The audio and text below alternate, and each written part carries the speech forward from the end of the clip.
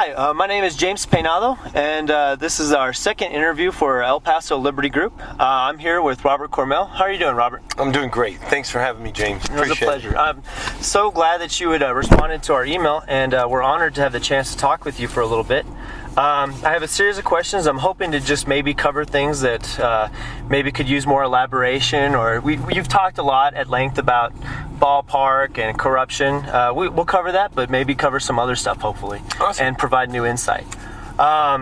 So I guess let's just start with a very primary fundamental question is just, what do you think are the core functions of local government?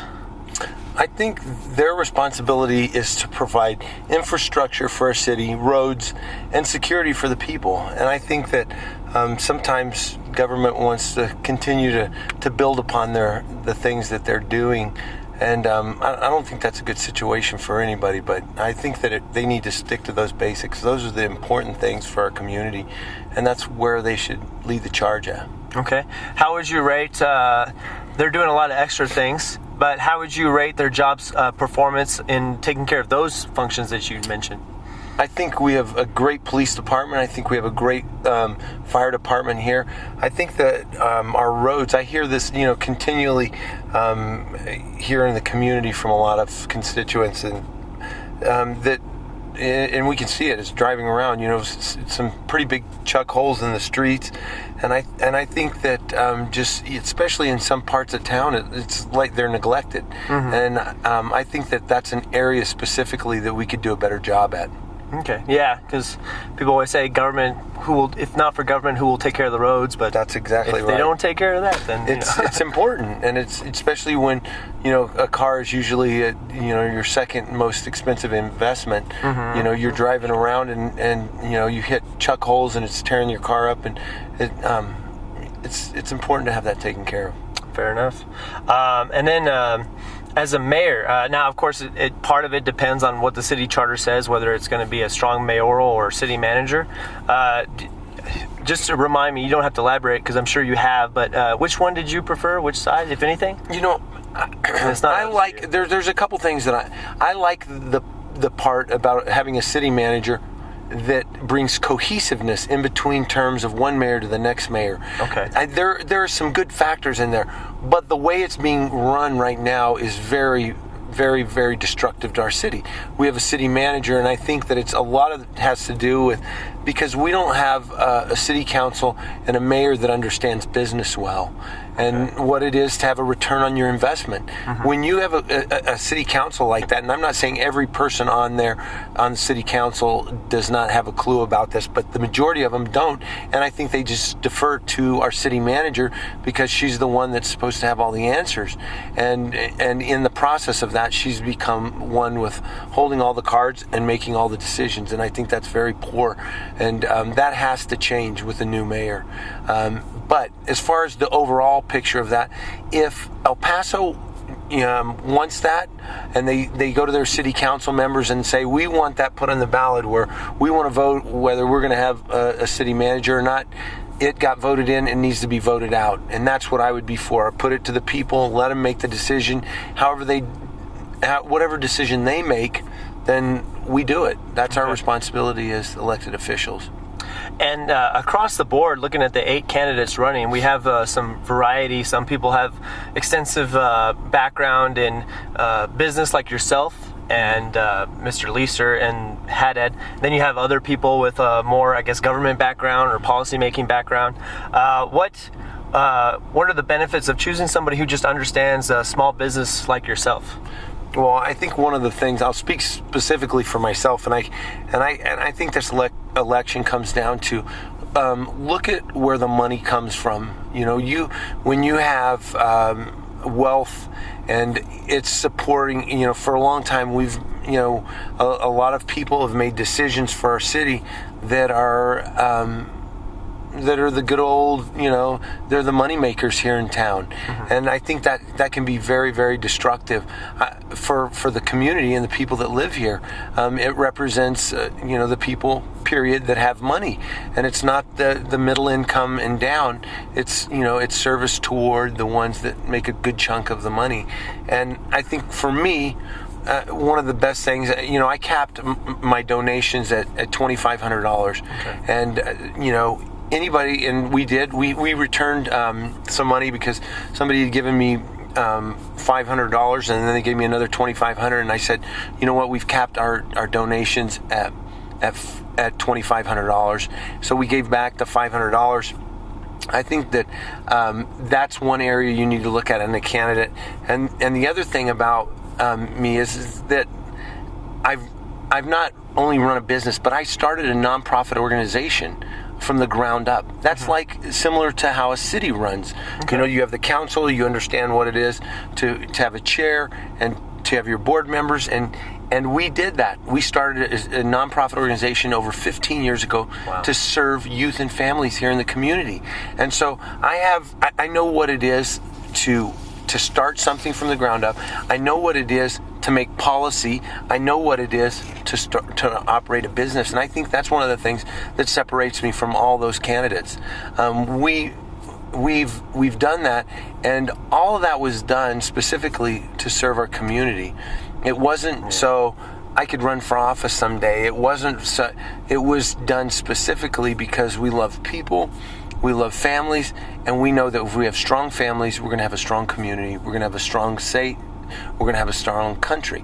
If we don't have strong families, we don't have anything. And we need to really focus on that. And that's always been my heart, is to make the family stronger. Okay. Well, you definitely come across to, I'm sure, most people, if not everyone, as a person that your past volunteerism definitely is a good aura, I guess, that you have about you. And I'm sure that the other candidates have volunteer experience and whatnot, but it seems to be a bigger part of what makes Robert Cormell, and that's definitely something that, El Paso Liberty Group, we definitely promote. Like, just because we don't want too much welfare spending doesn't mean that we don't care about people. So as mayor, like, is there anything you can do to, like, just kind of keep things separate, or just to kind of like promote these lifestyles of being somebody who cares about the family, that is somebody who cares about people caring for one another and volunteering without like getting government too entrenched in that? Like, well, I don't believe that government belongs in that. Right. I believe if you look at my platform, and part of that in bringing unity to the community is calling the people of El Paso to a spirit of service. We have to stop thinking that government is going to heal the family and fix it. And you can't heal and fix and work with people by giving them money. That doesn't work. You do that by giving them time and showing them value and providing opportunities. That's why job growth is job number one for me, is because we have to get jobs for these people. We have 25% of our population that live at poverty or below poverty. That is humongous. How do we fix that? Well, we do it a couple of ways. One of the ways, we address decisions. The greatest decision, the greatest thing that impacts whether somebody succeeds or not is themselves. And we've got to stop thinking that it's the color of your skin or where you were born or what part of town you're from. It's not. Whether you succeed or not has greatly to do with the decisions you make as an individual. And if we could teach that to your young people and say, if you turned off the TV, shut the video game off, and spent some time reading a book and learning something, you could be great someday. And this is where we've gotten away. We've given people pacifiers. We've given them money instead of opportunities. We've given them money instead of advice or counsel. So how should like, these are great lifestyle values, great values, but how I guess tangibly, how do you keep it from getting the government involved in what values are good and what values they put money into and what not to? Well, you stay consistent. You lead by example. That's what we've done. For the last 17 years, my wife and I have rolled up our sleeves and worked elbow to elbow with family and youth here in our city. And what you do is you lead by example. As a mayor, you say, I'm not going to ask you to do anything that I'm not willing to do myself. For the last 17 years, we've worked with youth and families. We care about family, and we've got to understand that this is an issue. This is a problem. Number one indicator of poverty in our country is single, unwed mothers. We need to come along, champion them, show them, and teach our young women how to find a good man not somebody that just knows how to have, I guess I shouldn't say, but have sex. We don't need sperm banks. We need fathers. We need dads. We need men that know what it is to have responsibility. And this is where a lot of this comes back to education and mentoring. We need young people. We need people that will come, adults will come into the community and mentor young men and women. That's why in 2008 we started a mentoring program called Mentor One. And it takes kids as young as 6 and matches them with adults here in the community. That's how you address it. You don't throw money at it. You say, let's roll up our sleeves and mentor our young men and women. Let's teach them. Instill values. Right. Let's teach them that every decision they make, when you get into high school, when you're 14 years old, you are not a child anymore. When you're 13, 14, as soon as you start making decisions on your own, that those decisions will impact the rest of your life. Not just your high school days, but possibly your life and your children's life when you get to that age. And so we need to help young people know that this is not a video game, this is real life. And you can make great decisions, and if you do, you'll succeed. Okay, well, do you think, this might come off as blunt, but do you think media, press, and just persons specific, I don't know anyone, but do you think sometimes people try to use your values against you and try to demagogue situations at all? Well, yeah. I mean, and somebody could always say that. It's like, oh, well, you're not going to legislate morality. You know what? You're right. You're not. But you're going to lead with integrity.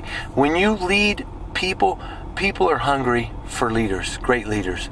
And when they see somebody and they say, man, I like how that person lives out their life. This is what we've done with our teen center. We don't go, I have very strong faith, but I don't go in there and say, look at you kids, you're just screwing your life up. Stop doing that. You need to do this. You don't do that. You turn kids off. What you do is you show them, hey, I love you. I care about you. I'm here for you. And I'm going to live my life out right in front of you. And if you come up and ask me a question, I'm going to give you an answer. If you say, hey, Robert, what do you think about this? I'm going to give you a direct answer. I'm going to always shoot you straight, and I'm never going to BS you. When my wife and I first got married, we struggled, had a really, really difficult time. And there are a lot of kids now that are married that we've mentored over the years. And they've come and asked us, well, what about this when you got married? And we've just been an open book. Okay. And that's what on an individual case, like, they don't need to do it through policy, but just through their lifestyle, and people should just see that this is a person who walks the talk. That's right. Okay, that works. That's the best way to communicate values to somebody, is to let them see you do it. Okay. Fair enough. So when elected mayor, we'll be able to see that from you. That's exactly right. And I have plenty of men in my life that will make sure that I do it. If they don't, I'm going to get a lot of butt kickings. Fair enough. So I wasn't here in 2009, but a lot of other people were for that Tom Brown resolution. And it was worded weird, and there's always this. It's kind of confusing, especially if you weren't in El Paso at the time. But it's my understanding that the citizens, Tom Brown and his group, wrote this resolution. And listening to Steve Ortega, he'll talk about, well, because of legal reasons with the Texas Attorney General, it had to be kept the wording as it was, so it's not anything they could change. And then when they overturned it, they did it so that they could keep things legally straight and whatnot. And also that they had a different opinion. Like, how do you balance being a trustee, politician who we vote for you because you have such great values? How do you balance that with representing your people and, when they vote on something? Well, it's confusing. And that's very... And it was confusing, so maybe they didn't know what they were voting on.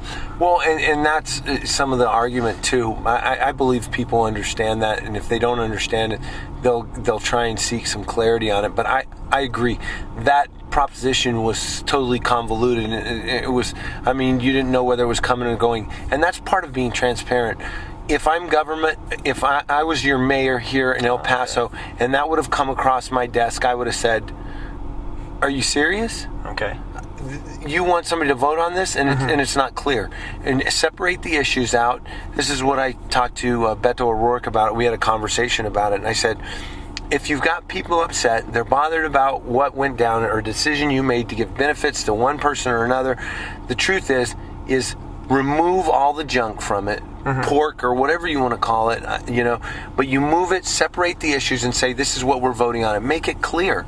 We do not need a government and a great example of this is right now we're making all these changes to our city constitution. Really is what this is. These are constitution changes for our city, and they're all convoluted. They've got this mixed in with that one, and there's 42 amendments to the charter, and they're all convoluted. They've moved them all together and said put this one with this one, and they've changed them, put them down to 9, and it doesn't make for clarity. And that's what you need if you're leading a people. You need to be able to say, let me put this in layman's terms so you can understand it. We're not a bunch of attorneys. Separate things out for the people. So if it were to come across your desk as mayor, I would have never let it go to vote. I would have said, get this thing right. We need to write this in layman's terms so the people understand what they're voting on, and then let them vote on it. Then when people voted on it, there's no excuses. There's no, the bottom line is they allowed that to go through them and be voted on, and then they overturn it. And that's the worst thing you can do on the face of the earth, is make people feel like their vote had no meaning. And that's a very dangerous thing to do. Disenfranchising voters in El Paso already has a low voter turnout. So yeah, right. What do you want to do? And this is a group that says we want to encourage more voters. That's why they want to move this election to November. Well, and then that's garbage. Years later, last summer or 2 summers ago, there's all these petitions, and one of them was successfully filed to recall the mayor, John Cook. Right. And if you were mayor, Robert Cormell, and there was a petition that was filed correctly, John Cook said, we don't want to spend the money to do because it'll cost too much money. That's why we're not going to run a recall election. Let's say we want to recall you for some who knows what reason. What do the citizens have to keep their politicians accountable? And then it's even more scarier with the city manager, because we can't vote for her. So right. Or him. Well, the truth is that if I'm in that situation with John Cook, the people, you have 12,000 people, I somewhere around there, that's how many we get the required number, whatever right. it is. Yeah. The truth is you let it go forward, and you let the people. It's funny, they have money, plenty of money for. All of a sudden, we have money to take care of his legal bills now. I mean, I'm sorry. He brought those on himself. He made the decision to fight it. And if I'm in that situation, and I've got people that are upset at me, and they don't like the decision that I've made, then recall me, and if it goes through, then I'm out. Okay. So be it. Fair enough. Heard it on here. Next question. This is going to get a little bit out of El Paso, but it's just a concern that a lot of people in the El Paso Liberty Group have. We all watched the Boston bombing with horror. Very sad and tragic event. But a lot of the people who, I guess, in El Paso that, are very concerned about liberty and inalienable rights and what we think it is to be an American. We kind of watched with even more horror the handling of the situation afterwards, how they locked down the city, how they were going into people's houses without warrants to search for the 2 bad guys, and how one of those bad guys, I'm saying suspects. One of those suspects was killed in the firefight, and then the other one was unconscious when they finally got him, and they were questioning whether they should read him his Miranda rights in the first place. And that concerns a lot of people in El Paso. So, I mean, let's say a very similar situation. Let's say the El Paso Marathon, there was a bombing at the finish, and 30 people were killed and 200 injured. And you find out that there's 2 suspects that you're looking for. Is there anything you would do differently to handle that? I think in that situation, James, you have to say, as a community, we want those. This would be a point where I would cuss, but I don't cuss. But the truth is, those guys were dirty dogs. I mean, I don't even want to call them human beings, but they were. But to do something to that effect on people is horrendous. But as a community, if that happened, I've always been an open book. if somebody says, I want to search your house, I'm going to say, come on in and search my house. We understand how important that is. The importance is that we found those guys. And I think that a community that just says, hey, church, search my barn, search my house. I don't ever live my life in a way that I won't invite you into my home. I'm not going to be doing anything in there. I'm not going to have things in there. And I think that you have nothing we to hide. should be right. We should be understanding about that. When something like this happens, it's horrific. But we as a community have to come together and say, man, the number one objective, I believe, was to catch those animals. We want these bad guys or these suspects just as badly as the law enforcement people trying to catch them. Right, and we want to open our doors. We want to come in here and check our house. And maybe he's in the basement. I don't know. But and I understand, I understand where, not everybody's going to be like me. But that's the way I am. And in the back of my head, I always think if somebody's not going to let somebody in your house, what are you hiding? What's the hide? It's like the emails. Go back. Let's look at this. Let's take it this step. The emails that Joyce Wilson and Steve Ortega and all these guys have just been kicking around for the last, I don't know, however long. The truth is if somebody says, let me see your emails. If you said right now, hey, let me see your emails, I'm going to just hand you my phone. I don't care. You know what I mean? I don't have anything to hide. Well, and the same thing, and I'm just saying that's the same way that I look at things like that. I want to be a help. Right. When the police come and they're starting to look through the neighborhood, I want to say, come check out. Nobody's in here, but check my house out.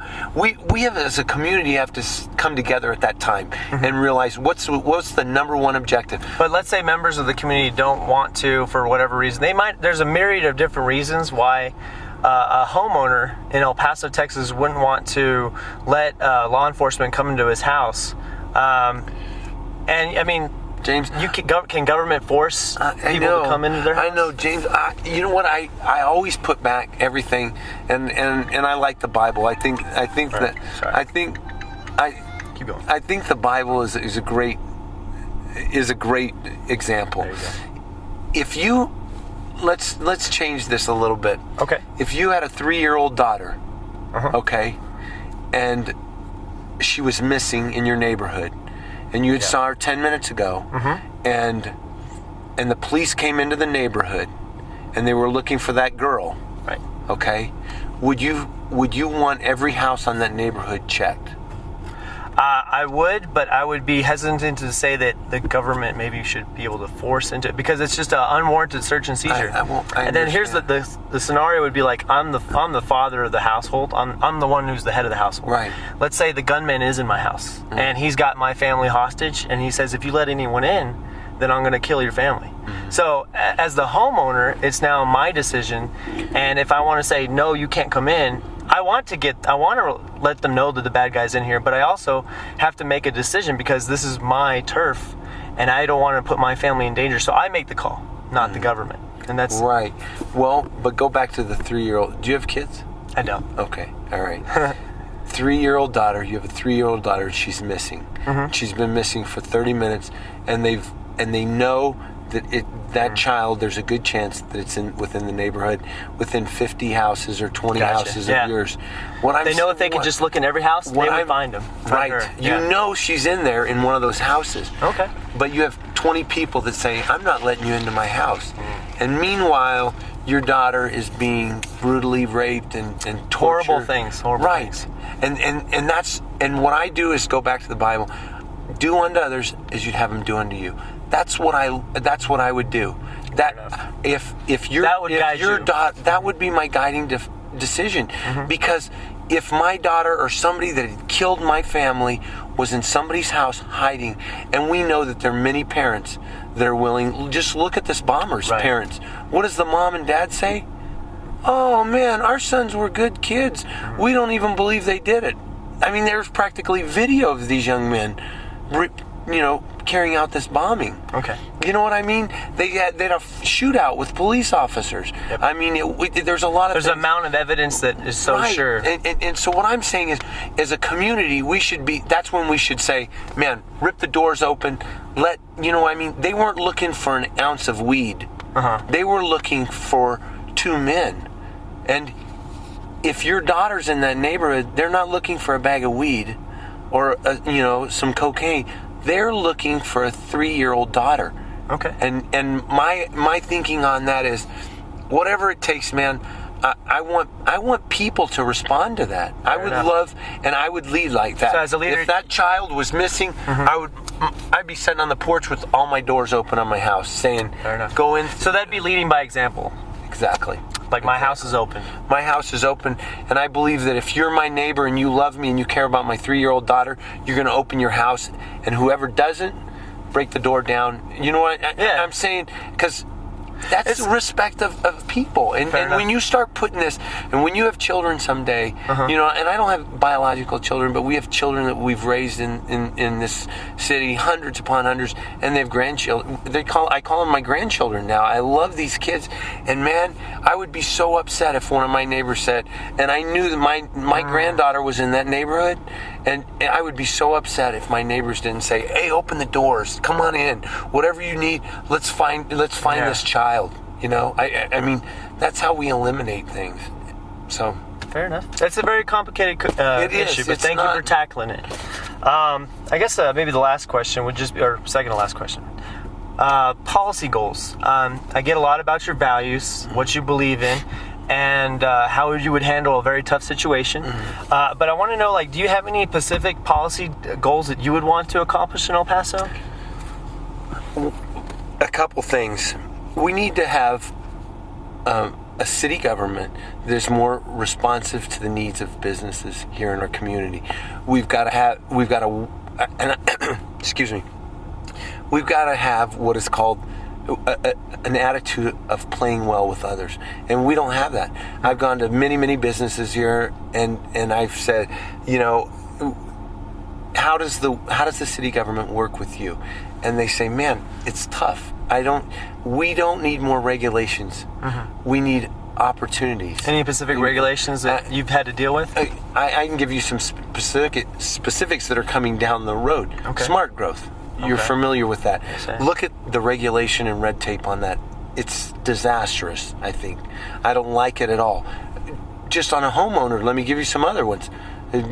A couple months back, we bought a home. We're fixing it up. We took the original 100-year-old claw tub out of it, and they said, "You didn't get a permit to change that tub out." And I go, "Are you serious?" Yeah, you got to have a permit to change a tub out. Do you know that you have to have a permit to change a hot water heater out at your house?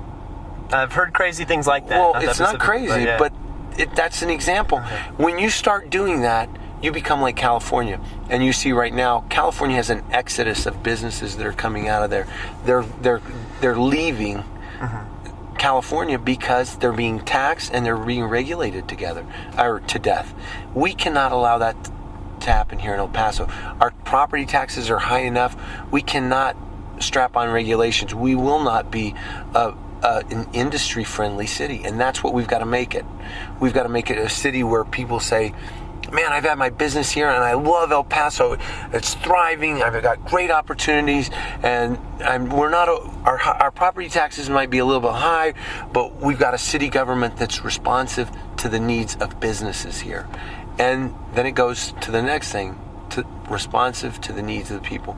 We have 25% of our population lives at poverty or below poverty. How do we fix that? We don't need a city that's moving forward. We need a city that's strong. Because when the winds blow and things get tough, we'll make it if we're strong. You know what I mean? But if you're going forward, sometimes you run out of gas. And we don't want to see that happen. The truth is, we strengthen our population by supporting, coming alongside, mentoring and educating 1 in 4 people, 25% of our population. And we do that by educating and mentoring our young men and women. That has to be crucial. And it's not going to be me, but it's going to be us as a city. We've got to come together and say, we've got some problems here. School teachers, we have young men and women that we've mentored for many, many years, and they're coming out of college and they're starting to teach high school or junior high or elementary, and they're really realizing how difficult this task is. Because think about it. You have a 24-year-old, 25-year-old kid. I say kid. I call the kids that I've mentored kids. Period. Still, and then my oldest is 39 years old. So, anyways, the truth is we need to make sure that the kids are being mentored and they have somebody there that cares about them. And we, oh shoot, I'm sorry, I'm getting brain fried now. Yeah, it's where was I at? I guess let's just summarize it in: we all want jobs and we all want prosperity in El Paso. I'm sorry. Summarize your philosophy for creating that. So the last part of it is we have the kids. I'm sorry, and I remember this is where I was at. The kids they graduate from UTEP. They're put in a classroom and they're expected to teach the young men and women that are there reading, writing, arithmetic, discipline, honesty, integrity, and then every 6 weeks we're going to test them. Oh, there you go. James, that is so difficult. And the truth is that's happening because the breakdown of family. You know, we have for the first time in our history, we have over 55% of our kids and our young people growing up without fathers in the home. That is very Is there a difficult. policy that we can do to fix that? The policy is we commit to serve our community as a whole. We have a mayor that's willing to pound that drum and say, if we're gonna sit down and watch a football game, we've got to be willing to say, and you can't legislate this, but you can tug on people's hearts. You can say, this is the impact that we can. This is how we can create a workforce and a stronger economy here in our city. We can teach our young men the value of reading. We can teach them the value of honesty, integrity, by mentoring and spending time with them. I had quick story. I had a young fireman come up to me the other day and he said, if you become mayor, what will you provide for us 26, 27-ish kids? You know, we want fun things to do. And I said, you know what? I said, I moved to this neighborhood, and this was downtown Fire Station where he was talking to me. I said, 2 years ago, we moved to this neighborhood, and within 2 days, I realized there were 10 kids within 5 houses of us that did not have a dad. Oh my gosh, yeah. You graduated from high school in 2009. You're asking me what? Yeah. No, I'm sorry, but this fireman graduated in 2009. I said, you asked me what I was going to do for you. And I said, they're right in this neighborhood. There are kids that get home from school every day, have no dad, have no man, no role model in their life that would love to play basketball with you. They would love to ride a bike with you. But we get focused we get so self-centered ourselves. And that's what my heart is serving people. When we have that genuine attitude, man, if we have that as a community, poverty is eliminated. We don't expect the government to come in and do that. We're El Paso. We're strong. We're bold. We know who we are, and we care about our community. And what's going to make us strong is going to be us investing in the lives of young men and women here in our community that are disadvantaged. And that's when we see a community become strong. Fair enough. Robert Cormell, thank you so much for joining me. James, thank you. Appreciate your time. Have a great time. Awesome.